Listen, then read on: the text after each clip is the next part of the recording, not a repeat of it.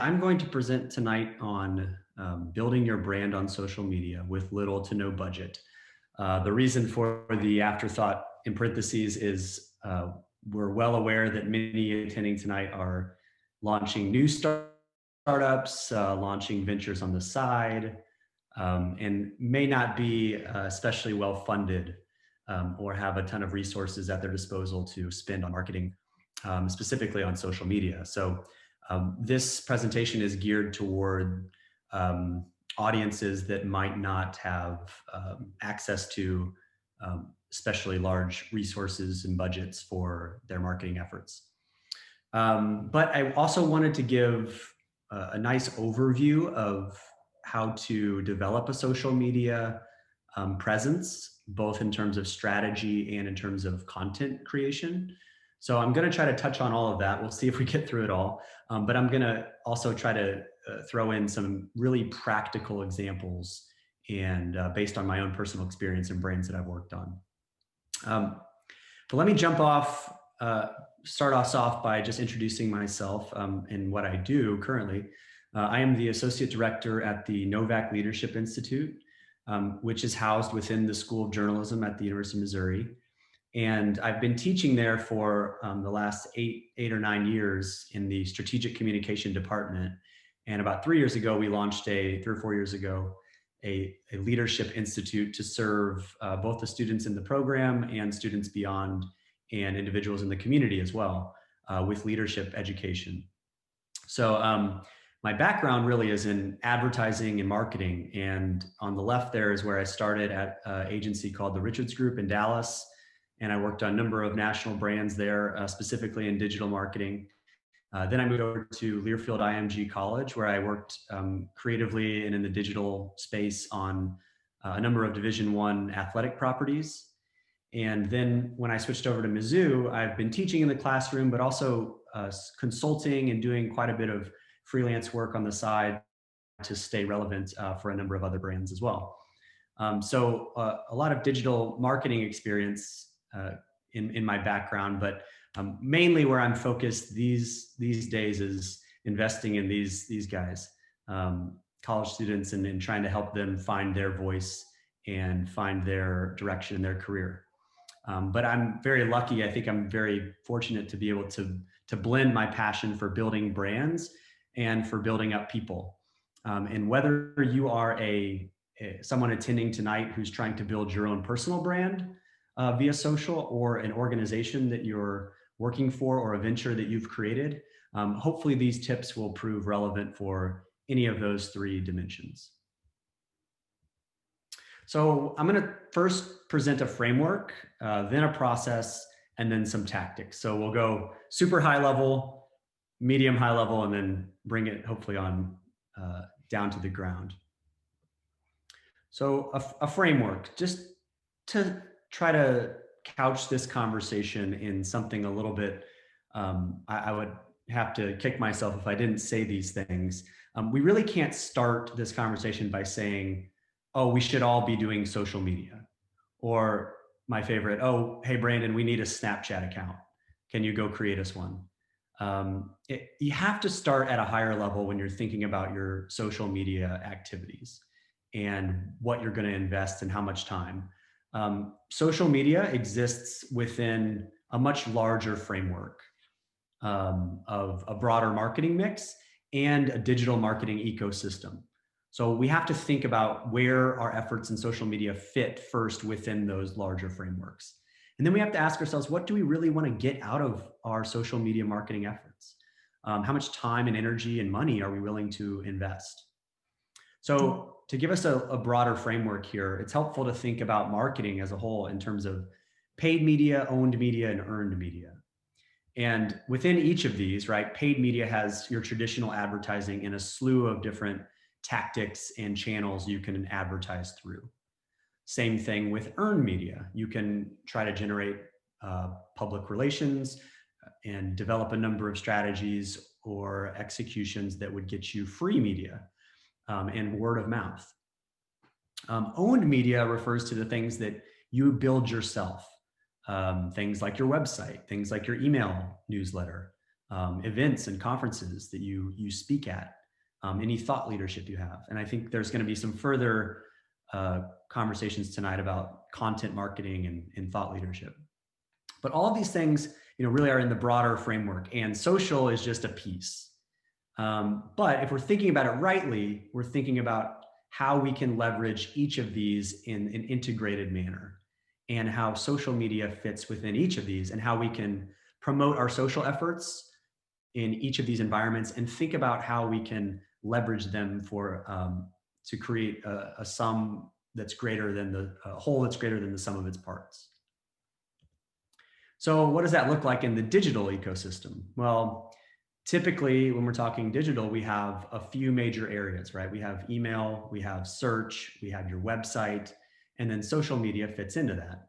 So for example, if you're trying to drive traffic to your website, you might do pay-per-click campaigns and organic search, improve your organic search results on Google. You might have promotional emails that you're trying to drive people to your website. And then you might have social media, paid and organic posts that are also driving people to your website.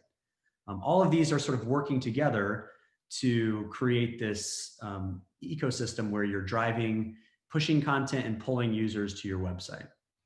And hopefully they're all working in unison and have a consistent voice and a consistent strategy that's overarching all of them. Now, oftentimes we just say, okay, I want to start social media, and that's fine. That's often a great choice because it's inexpensive. It doesn't have a media budget behind it. You don't have to spend a ton of money on all of your placements, and you can just get going right away. You can start building your presence and your platform and pushing your messages out to your audiences. But when we think about social media, we need to really think about a process for those efforts as well. So this is my best attempt at putting together something comprehensive, a cycle, if you will, of how you would go about developing social media, your social media efforts. And it always has to start with some form of research. You need to ask the question, how are we doing? And how are we doing specifically compared to other competitors in our space or other players in our space? And then we need to ask questions about where our customers are and think about how they're using social media and how they're engaging and what platforms they're using. And until we've done that, we can't really develop the second step, which is our strategy. And that's answering the questions, where do we want to go and how will we get there? Only then can we start developing meaningful and on-strategy content in the creation stage, where we have some kind of plan for regularly sourcing, brainstorming, and then publishing content.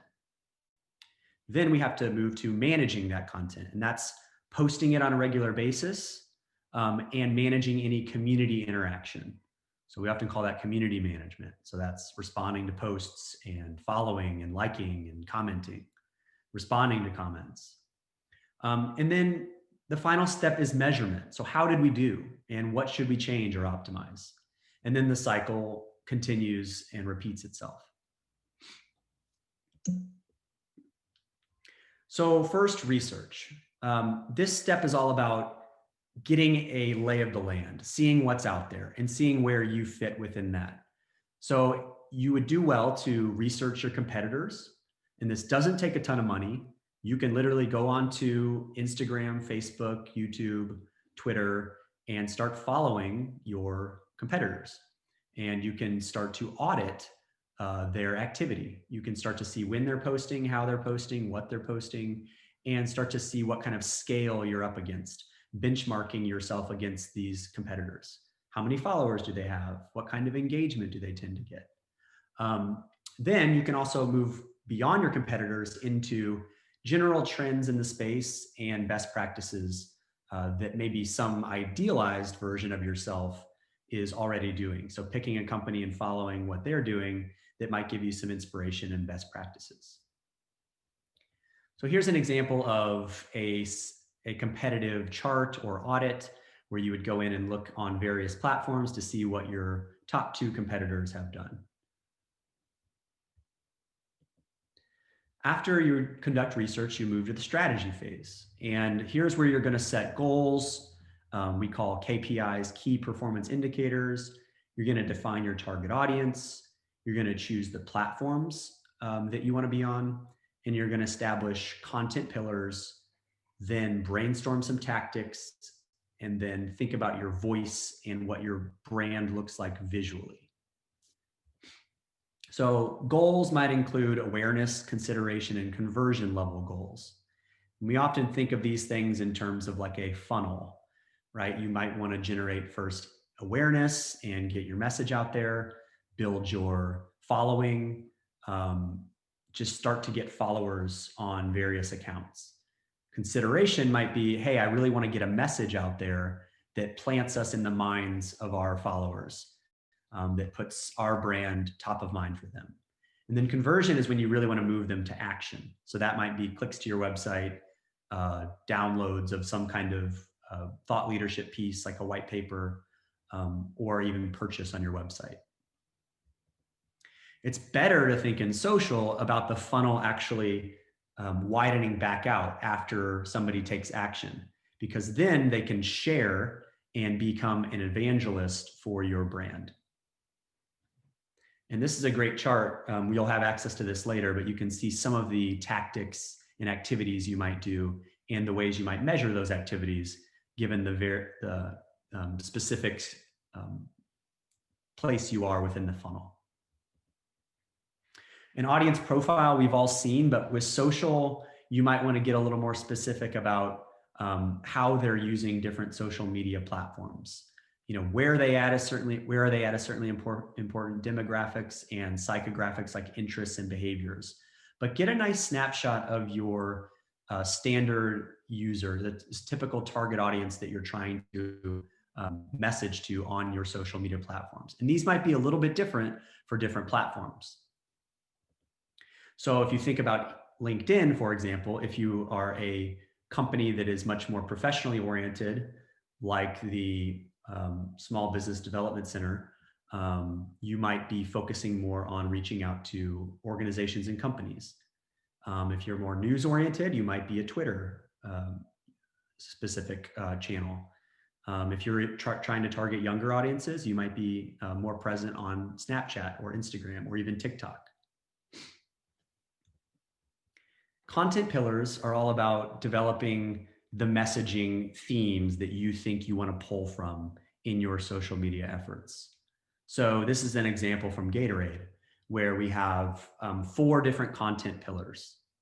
And think about content pillars as sort of the broad categories or themes that you would draw posts from. So here we have an example of celebrating athletic achievement, where you've got a Serena Williams post, and Mind, Body, and Fuel being about giving inspirational messages to Gatorade followers. On the Sidelines is all about highlighting athletes in kind of in their preparation or on the sidelines or behind the scenes in terms of what they're doing with their preparation for their sport. And then where culture and sport collide, sort of that intersection of how Gatorade has always been in pop culture, right? So what are those content pillars for you? You know, think about the themes that you would categorize your various posts within. Then it's helpful to create a visualization or a voice for your brand. One way to do that is just do what we call a mood board. This is a mood board for Gatorade pulled from their Instagram account. So you can see the various types of imagery and the personality that they want to convey. Shout out to MPJ down there in the corner. This is for Wendy's. Get a very clear sense of their brand voice or their personality with this mood board. And this is for Urban Outfitters, right? A very clear sense of their voice and brand personality. You can package these up into a brand playbook or a set of guidelines, both visual and verbal, that your brand should follow on social media. Once you have content pillars, you review those, you would develop your events calendar, hold brainstorm sessions, and then plan your content calendar. So that's a pretty easy process, but you have to make sure that you do that on a regular monthly basis. So record your topics, identify your hashtags and handles, identify your multimedia needs, write your copy and approve it, and then schedule it using a tool or within the individual platforms themselves. To hold brainstorming sessions, I've found it helpful to leverage a tool that I call kind of a content brainstorming matrix. And on one side, you have what your brand cares about, what's on your radar. On the other side, you have what your audience cares about, what's on their radar. Where those things intersect is where you're going to find really rich content to post on social. A content calendar might look something like this, where you're posting on a regular basis, showing which platforms you're posting on, and having a variety of different types of content, including photos, videos, GIFs, and text-based posts. Fourth is management. You want to find a way to manage your content publishing and then to manage the community interaction on your social media accounts. So there's a few examples of content publishing and management tools. Some of them offer free trials, or you can do it the old-fashioned way within each platform individually. This is an example of what Sprout Social looks like under the hood. And then finally, measurement. Measurement is when you monitor performance, create regular reports, review your goals against benchmarks, and then run tests to see what's working and optimize based on what's actually creating the results you want to. So this is a good example of the flow of you show what's being shared, you show where it's being shared, you record the results, and then you see what kind of outcomes. So finally, tactics. So I picked my top 5 tactics to boost your social media efforts, and then I've got some examples from Burr Oak. So first, you want to build local partnerships and engage with them. This is something we did extremely actively at Burr Oak Brewing when we started off. We partnered with a ton of different organizations, both nonprofit and for-profit. We had trade relationships with them where you don't always have beer at your disposal, but would give them free beer in exchange for some level of promotion and partnership. And always when you do that, when you reach out to like-minded partners, you want to make sure you're following them and tagging them in any posts where you guys are collaborating. And do that often. That's a great way for you to build and grow your following initially. Second, host events and promote them via Facebook. People still often look to Facebook to plan their social calendars and to find what they're going to be doing for the weekend. We hosted an event, which I'll show you here in a minute, called Brewery Night Live, and that was a great way to get fans engaged. At that event, we held contests and drawings to collect contact information and to grow our following. If you can give something away or have people register for a free giveaway or they participate in a contest on social, that's a great way for you to increase your following and to increase your engagement by individuals sharing and posting about that contest. Launching an e-newsletter. E-newsletter is great because it's also free. If you get that information from your events where you collect their email address in exchange for them to sign up or exchange a follow in exchange for them to signing up, then you can actually re-message to them via e-newsletters on a monthly basis and reuse the same content that you're posting on social. And then finally, this is a little bit of a challenging one, but if you can, try to hire an intern or a low budget student team, i.e. something like Relevant Youth. If you haven't heard of them, they're a great Mizzou student-based organization that offers pro bono creative marketing services. And they're especially good at social media, connecting with college student audiences, and developing multimedia content because they often have photo and video skills, especially if you're coming through our students through the journalism school. And if you can create a team and create an environment where the internship feels like a value add for them, where maybe you're investing in them, spending time in them as their manager, and giving them opportunities to build their portfolio. And if you're also going to take them to fun, brewery events, that's also great. But that is a great way to extend the execution of your social media efforts, because the worst thing that can happen is you come up with this strategy, this set of content, and this great process, and then you have no one there to execute on it on a regular basis. So with this last one though, just note that managing an intern team takes a lot of work, and you have to make sure you're willing to put in the effort to get the return on that investment. So here's some examples of how we used some of these ideas at Burr Oak. So with the content planning grid, we tried to think about our passion for craft and our passion for community being some of the brand truths or brand promises that we stood for. And then on the other side, we thought about our audience, and we knew that they wanted to connect with their local community through events and through partnerships and through activities, and they want to be inspired by good stories. And so we put that together into a campaign that we called Well-Crafted Heroes, and spotlighted a number of individuals within the local community that we thought were community crafters, or people that were building the community and really investing in it. And so we highlighted a metalworker who has done sculptures for True False Festival. We highlighted the Big Tree Cycling Club. We highlighted the Maplewood Barn Theater. And we highlighted a local farmer who actually takes the grain from Burr Oak Brewing's brewing process and uses them as feed, uses the leftovers as feed for his cattle in his dairy farm. And so each of these had elements of, community crafting and investing in the community, and we told their stories visually via video. We also we made sure to align that with our print advertising efforts, which these were in trade with Inside Columbia. So these are ads I developed that just talk about the intersection between your craft as the member of the community and our craft being beer. And we told each of those stories. You can see here the hashtag well-crafted heroes is used, and all of our social media platforms are highlighted on the print ads as well, to make sure that people know they can find that on social media. We also posted these on our website, obviously, where you could watch the videos. As far as events go, we came up with this idea of Brewery Night Live. And Brewery Night Live was this intersection of live music, local craft beer, and a partner craft beer. We'd always highlight a visiting craft beer, and food trucks. So music, food trucks, beer. And the event was pretty popular, but we always made sure to have some kind of giveaway and collect information and have people register via the Facebook event.